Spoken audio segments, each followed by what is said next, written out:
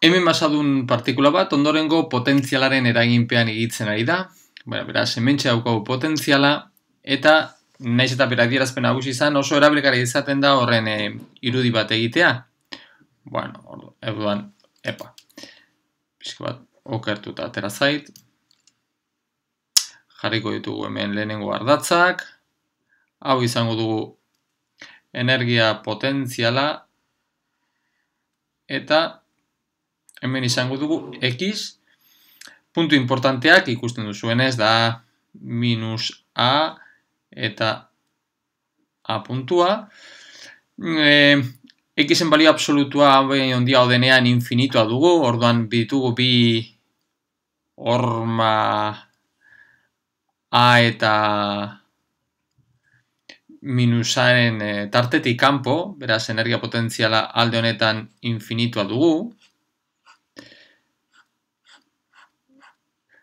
Infinito. Eta gero bestaldetik daukagu minus V0 dala, beraz kontutan hartuko dugu hause minus V0.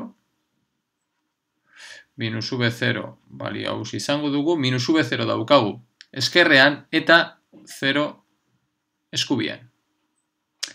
Beraz, daukagu potentzial osin infinitoa, baina asimetrikoa, daukagu eskerraldean daukagun energia potentziala txikia dugulako. Hau dugu gure energia potentziala. Beraz, honek ja ematen digu zeo zer, esate baterako ja badakigu infuntzioa kanpoan bi aldeetan 0 izan behar dela, beraz bakarrik honen barnean izango dugula. Oso lagungarria izaten da honen irudia, energia potentzialen irudia izatea.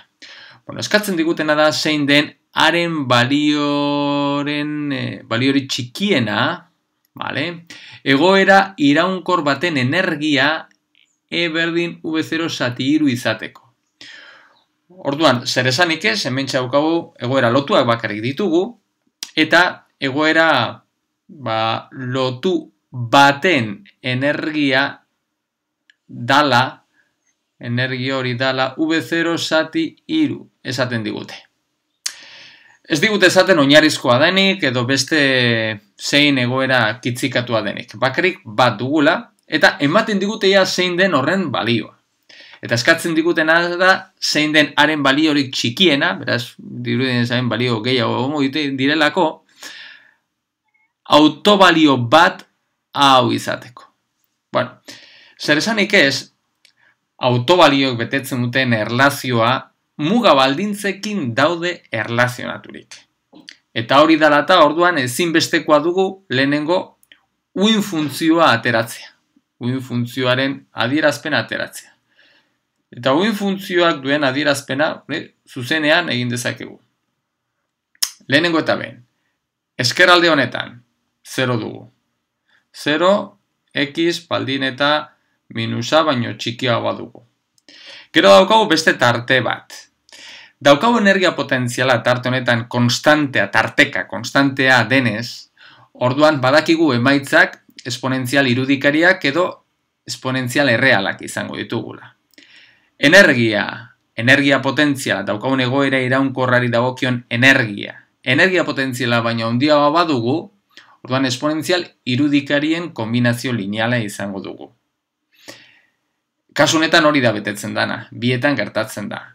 Orduan, aukeratu ditzakegu esponentzial irudikariak edo sinu eta kosinuen kombinazio lineala.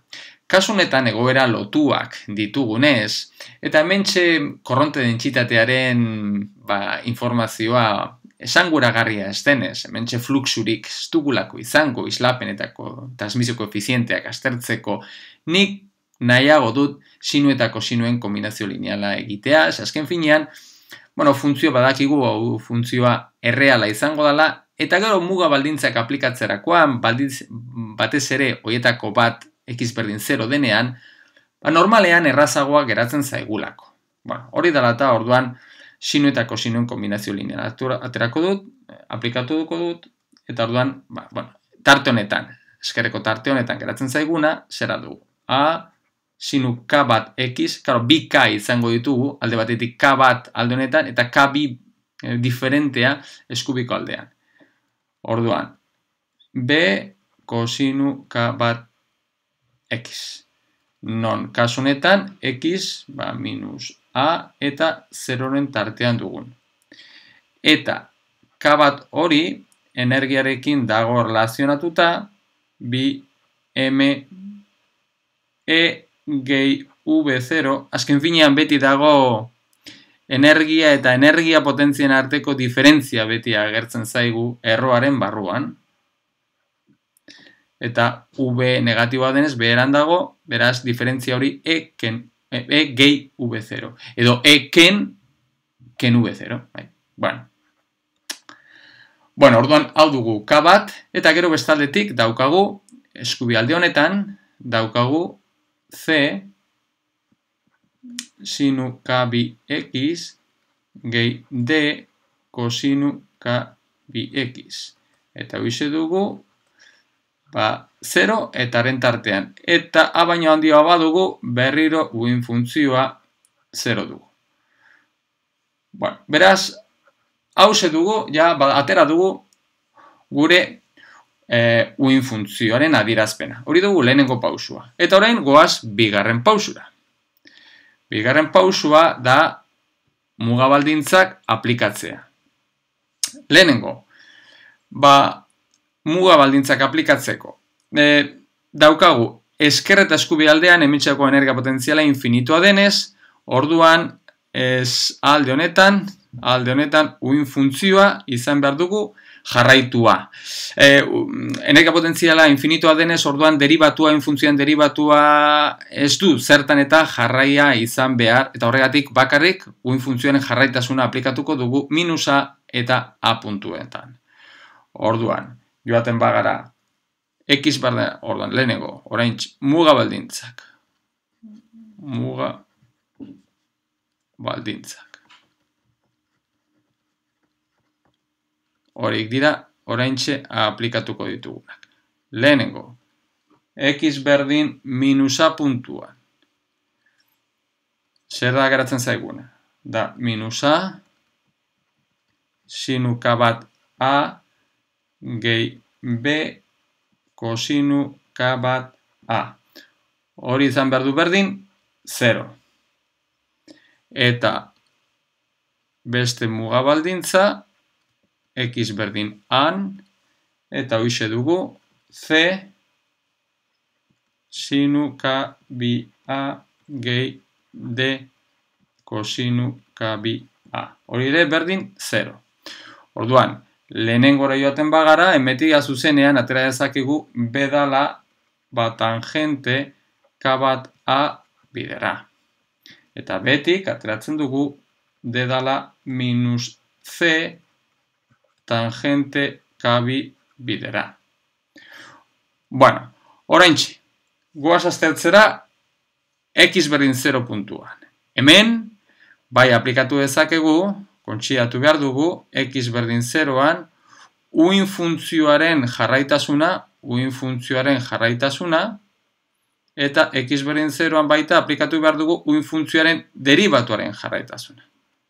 Orduan, uin funtzioaren jarraitasuna aplikatzen badugu, orduan, bitu zerraza geratzen zaigun x berdin 0an, ez? Bakarrik geratzen zaigu b berdin d. Eta uin funtzioaren derivatuaren jarraitasuna egiten badugu, nengo derivatuak egiten baditugu, hortik kak ateratzen zaizkigu, eta gero x berdin 0an aplikatzerakoan geratzen zaiguna da a k bat, da berdin c k bi. Bueno, orduan, zeingo dugu? Hementxe daukagu beraz, lau ekuazio, lau ez ezagun horiek ateratzeko, orduan, daukagun ekuazioak trivialak direnez, determinantea izan behar da 0, beraz horrek esan nahi du, energiarekin lotutako erlazio bat aterako dugula, determinante horrekin lotuta dagoena. Ni determinantea zuzenean ez nuke aplikatuko, nahiago dut hemen dauden ekuazioak albada landu, eta hortik ateratzea erlazio hori. Ze determinantean jartzen dira koefizienteak, eta orduan, zuzenean eta segunetan nolako den determinantea, igual ateratzen zaigun erlazioa, igual gerta daiteke ez kontrolatzea, eta orduan nahiko adierazpen zaila atera daiteke. Era honetan, zu kontrolatzen baduzu, nola manejatzen baduzu, posiblea bada hori, nola manejatzen duzu, hementxe agertzen diren koefizien arteko erlazio hori, nire ustez kasu honetan errazagoa dugu hori zuzenean egitea. Hementxea lehenengoan jatera dugu B eta A-ren arteko erlazioa, bigarrean D eta A-ren arteko erlazioa, eta hementxe ere erlazioiek nahiko zuzenak ditugu. Orduan, zein dugu? Orduan, honetan egingo duguna da, erlazio hauek bi ekuazio hauetara eramango ditugu. Eta hori egiten badugu, geratzen zaiguna da, beren ordez jartzen badugu hementxaukagun guztia, deren ordez jartzen badugu hementxaukagun guztia, hause dugu. Tangente K bat A bidera, da berdin minus C, tangente K bi A. Eta gero bestadetik daukagu AK bat, da berdin C K bi. Horein egiten dugu A eta C hauek nolatzeko, egiten duguna da, lehenengo ekuazio hause zati bekoa. Hori egiten badugu, zuzenea ateratzen duguna da, tangente K bat A, zati K bat, da minus tangente K bi A, zati K bi. Normalean, erlazio hause erlazio trascendentala da, hau da energia bete behar duen erlazioa, energia K bat eta K bi horietan dagoelako, baina kasu honetan, ematen diguten energiaren erlazio hori dala eta, orduan K bat eta K bi ez dira, independente K bat eta bi badaude haien arteko erlazio bat. Orduan, K bat dugu, zuzenean ordezkatzen badugu energia daukagun balioarekin, ateratzen zaiguna da, BM lau V0 zati iru, zati H barra. Hori da, K bat. Eta K bi dugu erro BM V0 zati iru, zati H barra. Orduan, zer da hementxe ikusten duguna? Ikusten duguna da K bat, dala berdin, bi aldiz K bi. Eta orduan ze egingo dugu? Egingo duguna izango da, erlazio hause, mentxe goian daukagun erlazio honetara,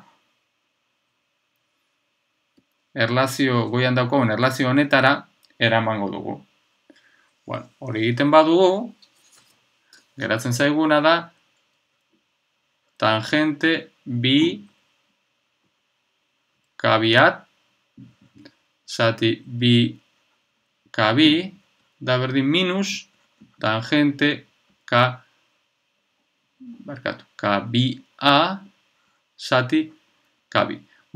Orduan, ikusten duzuenez, K bi hauek simplifikatzen dira, eta geratzen zaigun ekuazio trigonometrikoa ondorengoa da.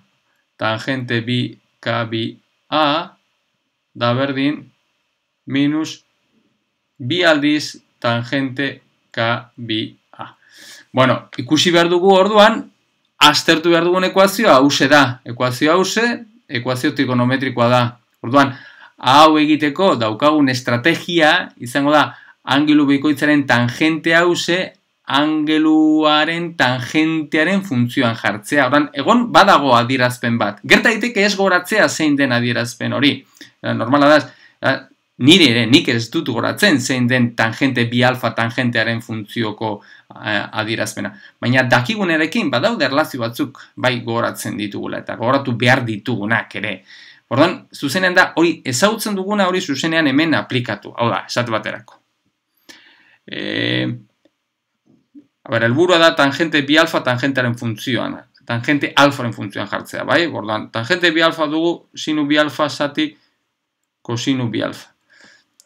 Oda, sinu bi alfa badakigu zein den, angelu bikoitzaren alfaren sinu eta kosinuen funtzioan jartzea. Bi, sinu alfa, kosinu alfa. Adierazpen hause bai jakin behar dugula. Edo bestela, sinu bi alfa dugu, sinu alfa gehi alfa. Odan, angeluaren baturaren sinuaren adierazpenen bitartez ere atera daiteke. Sinu alfa, kosinu alfa, gehi sinu alfa, kosinu alfa, bai? Kosinu bi alfa gauza bera, kosinu alfa gehi alfa bezala jar dezakegu. Hauze dugu kosinu karratu alfa minus sinu karratu alfa. Orduan, egingo duguna izango da adierazpen honetatik, mentxe dana tangente alfaren funtzioan jarri nahi badugu, bai goikoa eta bekoa zati kosinu karratu alfa egingo dugu. Orduan, geratzen zaiguna da, zati kosinu karratu alfa egiten badugu, bi tangente alfa. Bekoa zati kosinu karratu alfa egiten badugu, bat minus tangente karratu alfa. Lortu dugu, badaukagu tangente bi alfaren tangentea, tangente alfaren funtzioan. Eta orduan egingo duguna izango da, adierazpen hause, goiko ekuazio honetara eramango dugu. Bueno, hori egiten badugu, daukagu. Bi tangente K2A zati bat minus tangente karratu K2A da berdin minus bi tangente K2A. Bueno, orduan gauza ja simplifikatzen dira, daukagu hau eta hau joaten direla, bi beste bi honekin joaten zaigula, eta orduan daukagu bat dala berdin tangente karratu K2A minus bat. Edo, bestera batea, hau bestaldea pasatzen badugu, tangente karratu K2A da berdin bi. Hau da, ja, heltzen ari gara, tangente K2A da berdin beraz, erro bi, eta orduan K2A dugu berdin, arko tangente erro bi. Bai? Hora, txikiena zer esanik ez, balio asko daude, arko tangente erro bi betetzen dutenak. Orduan, txikiena hartzeko, geratuko gara, 0 eta pibiren tartean daukaguna. Bueno, eta ja hemetik, ja zuzenean, askatu dezakegu zein den haren adierazpena. Haren adierazpen honekin ere hartzen badugu eta K2 bere adierazpenarekin ordezkatzen badugu, orduan daukaguna da erro iru h barra karratu bi m v0 arko tangente erro bi. Hori, arko tangente erro bi, baina hartutako angelua 0 eta pi biren tartean duguna. Bueno, ja lortu dugu zein den haren balioa. Zer esanik haren balio asko daude, bai? Segun eta zein den haren balioa, haren balio diferentetarako, izango dugu energia maila bat edo bestea, claro. Bai? Bueno, hause da honen, ordan, batzutan importantea da, naiz da, hementxe honek izan duen zailtasun handien izan da, baita hementxe atera dugun ekuazio hause garatzea. Ordan, naiz eta ez jakin zein den honen adierazpena anglo bikoitzaren tangentea angeloaren funtzioan, badaukagu, ez, dakigunarekin posiblea da lortzea. Bueno,